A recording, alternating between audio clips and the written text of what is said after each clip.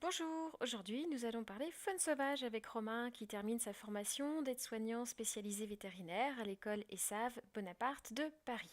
Romain nous explique comment fonctionne la prise en charge d'un animal sauvage. Il s'est donc rendu au CEDAF, centre d'accueil de faune sauvage, qui est ouvert 365 jours par an.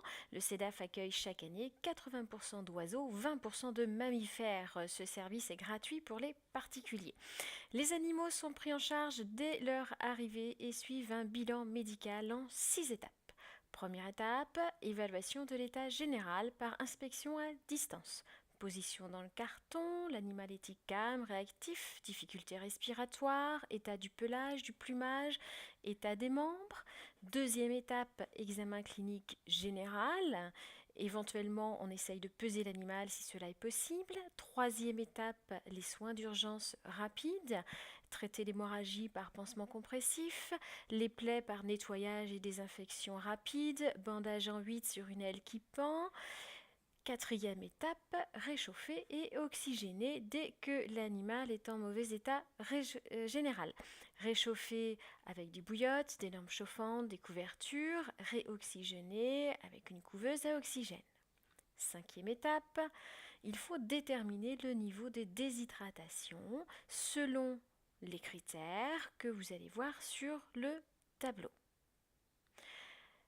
Calculer les besoins physiologiques et les pertes hydriques.